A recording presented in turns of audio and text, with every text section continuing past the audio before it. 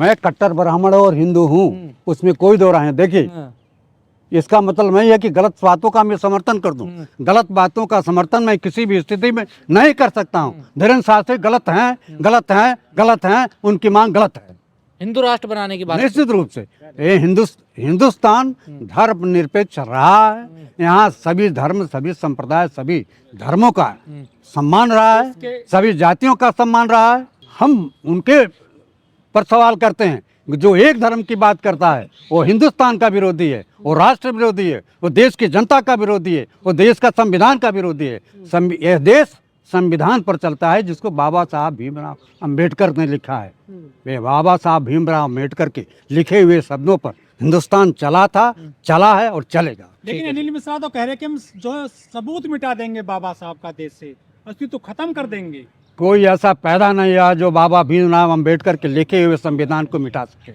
किसी की हैसियत नहीं है। एडवोकेट है हाई कोर्ट में, वो भी बहुत वकीलों को मैंने देखा है। एक वकील वो संविधान को बर्बाद करेंगे। केवल जो भारतीय जनता पार्टी को समर्थन करते हैं वही लोग उनका समर्थन करते हैं। बकिया हिंदुस्तान का मेरे जैसे लोग जो राष्ट्र प्रेमी हैं, जो राष्ट्र के हितैषी हैं, जो सभी धर्मों का, सभी संप्रदाय का, सब विभिन्न जातियों का जो सम्मान करते हैं, जिसमें हिंदुस्तान वो खूबसूरत सेहरा की तरह से है। जैसे एक धर्म राष्ट्र प्रेमी नहीं है, ये सवाल ही नहीं। जो एक धर्म की बात करता है वो राष्ट्र प्रेमी नहीं हो सकता। दो मुख्यमंत्री गए हैं उनकी यात्रा में, समर्थन इसीलिए गुप्ता हुए, मोहन यादव हुए। भारतीय जनता पार्टी के इशारे पर उन्होंने यात्रा निकाली थी और भारतीय जनता पार्टी के लोग जाकर के उनका सम्मान कर रहे हैं, उनके साथ भोजन कर रहे हैं।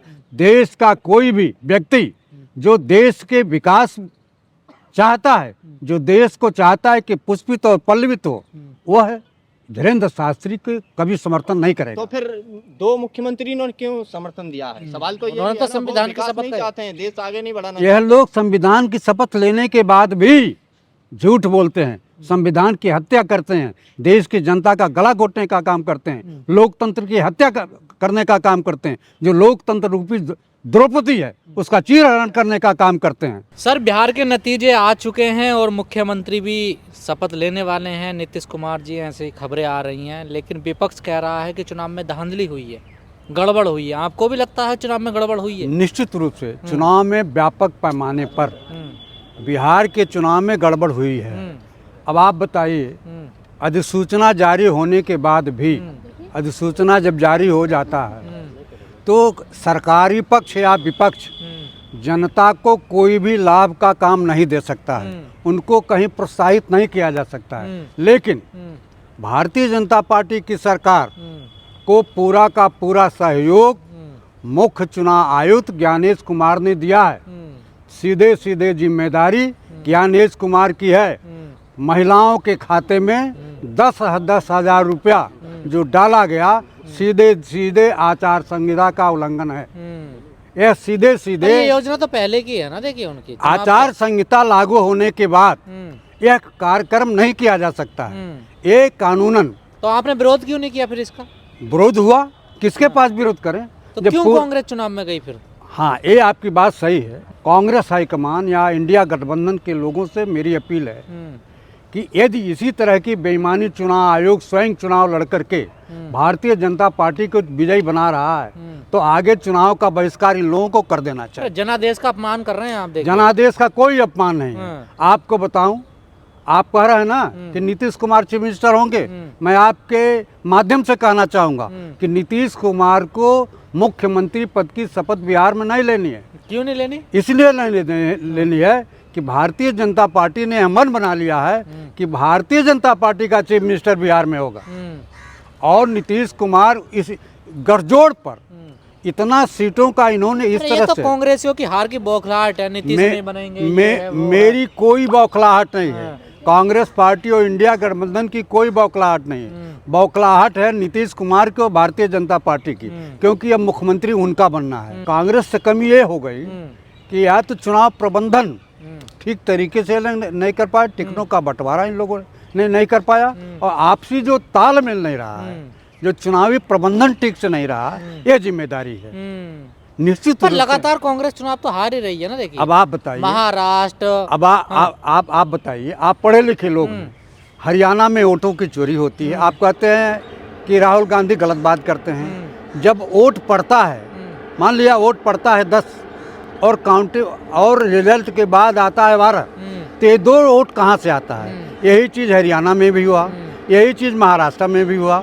और आप बताइए, जब चुनाव नज़दीक आता है तभी ये क्यों होता है? नहीं, गड़बड़ के लिए कांग्रेस ने कहीं विरोध किया? निश्चित रूप से कहाँ विरोध प्रदर्शन किया? 8-10 दिन में आपको बता रहा हूँ। हाँ। जब पूरा आंकड़ा इनके पास आ जा रहा है तो ये सीधे सुप्रीम कोर्ट जाएंगे और इसकी अपील करेंगे। कब जाएंगे सुप्रीम कोर्ट? बस कल मीटिंग है, कल AICC में मीटिंग है। मीटिंग हो जाने के बाद पूरी प्रक्रिया बन रही है कि जितना घोषणा चुनाव आयोग ने किया था कि इतना अंतिम समय में कि इतना 1000 करोड़ वोटर हमारे हैं, और जब वोट पोल हुआ तो उससे 4 लाख वोट ज़्यादा पड़ गए। ये 4 लाख का वोट का अंतर कहाँ से आया? ओवैसी कह रहे हैं कांग्रेस वोट कटवा पार्टी हो गई। अब देखिए, अब आप बताइए, ओवैसी जी के बारे में मैं नहीं कहना चाहता हूँ, सीधे सीधे वो बीजेपी क्यों? के। आप तो कहते हैं उनकी बी टीम है। मैं कह रहा हूँ कि आज भी मैं कह रहा हूँ कि पूरे देश में अगर भारतीय जनता पार्टी किसी से लड़ती है और किसी को अपना प्रमुख दुश्मन प्रतिद्वंदी मानती है तो है कांग्रेस पार्टी। राष्ट्रीय स्तर पर भारतीय जनता पार्टी और कांग्रेस पार्टी की लड़ाई है, तो कांग्रेस पार्टी को कमजोर भारतीय जनता पार्टी चुनाव आयोग के माध्यम से कर रही है। 2014 से कहाँ आप बीजेपी को हरा पा रहे हैं? हर जगह तो हार रहे हैं आप। देखिए जब मशीन यहाँ ज्ञानातंत्र जीता है, ज्ञानादेश है, जनतंत्र का आदेश नहीं है। बिहार में जनतंत्र रूपी द्रौपदी का चीरहरण या चुनाव आयोग ने गठबंधन किया। में कमी रह जाती है, गठबंधन ठीक से पार्टियों को नहीं ले पाते हैं आप लोग। अब आप बताइए, जब ज्ञानेश कुमार ही मुख्य प्रतिद्वंदी होकर के चुनाव लड़ रहे हैं, जब ओवैसी कह रहे, AIM कह रही थी हमें गठबंधन में, क्यों नहीं लिया आप लोगों ने उनको? अब ये तो इंडिया गठबंधन की कहीं कमी रही होगी।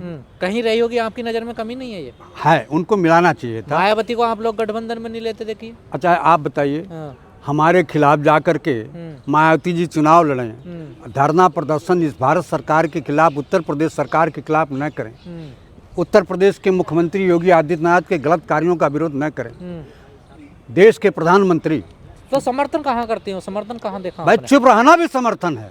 अगर आप चुप रहते हैं, यहाँ अन्याय हो रहा है, उस अन्याय पर आप नहीं बोलते हैं, तो अभी उस सरकार का समर्थन है। आपसे पहले कहा उन्होंने कि वोटों में गड़बड़ होती है, तब तो आप तो समर्थन में थे। देखिए, ईवीएम का सबसे पहले तो मायावती और आज कर रहे हैं कि नहीं कर रही हैं? वो तो हमेशा करती रही है। देखिए, आज कर रही हैं कि नहीं कर रही हैं?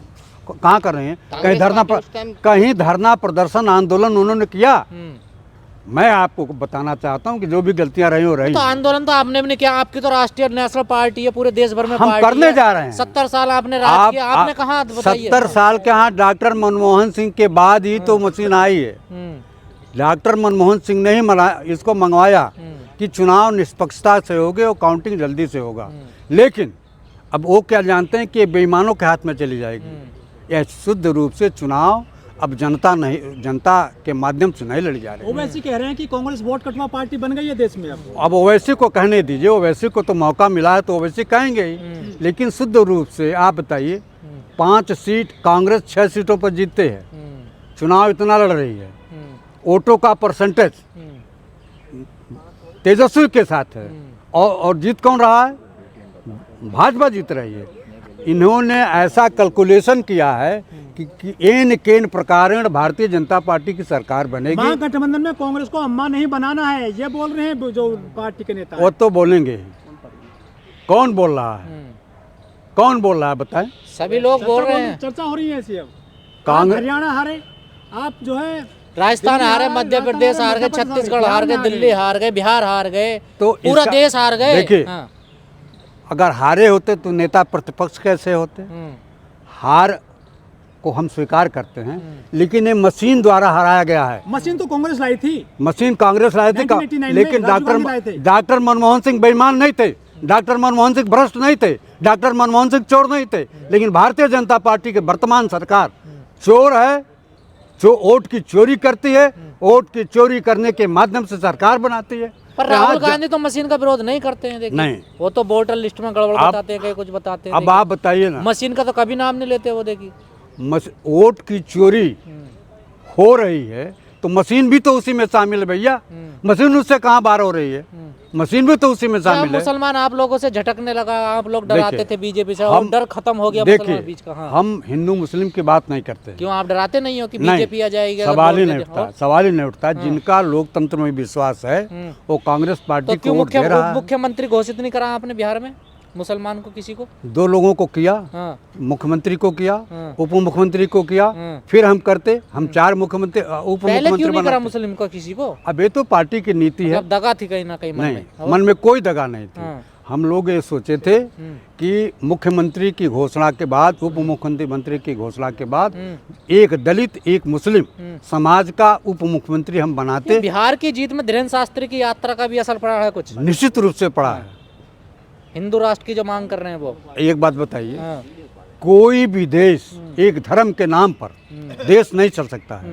हिंदू धर्म आपका नेपाल है, नेपाल हिंदू धर्म था, जिससे हमारे गोरखपुर से सटा हुआ नेपाल है, जिससे बेटी और रोटी का संबंध था, वहाँ हिंदू राष्ट्र था। आज क्या है नेपाल की स्थिति? किसी भी धर्म के नाम पर कोई देश नहीं चल सकता है। यह देश विविधता का देश है। यह देश हिंदू, मुस्लिम, सिख, ईसाई, विभिन्न भाषा, विभिन्न संप्रदाय, विभिन्न धर्मों के लोग इस देश में रहते हैं। आप आसाम में जाइए, असमिया भाषा, दिल्ली में है दूसरी भाषा, कर्नाटका में है दूसरी भाषा, महाराष्ट्र में है दूसरी भाषा। इस देश में हिंदू धर्म नहीं चल सकता है। एक धर्म के नाम पर हिंदुस्तान नहीं चलेगा। हिंदुस्तान धर्मनिरपेक्ष है। यहाँ सभी धर्म संप्रदाय का सम्मान धीरेन्द्र है। शास्त्री की मांग गलत है? निश्चित रूप से उनके मांग का मैं भरपूर समर्थन नहीं करता हूं। उनकी मांगे गलत हैं। वह हिंदू, देखिए नरेंद्र मोदी मध्य प्रदेश में जाते हैं तो कहते हैं धीरेन्द्र शास्त्री मेरे छोटे भाई हैं। तो छोटा भाई बड़े भाई का फर्ज अदा करके वोटों का पोलराइजेशन करने के लिए जो यात्रा निकाला है कि बिहार पे वोटों का असर पड़े।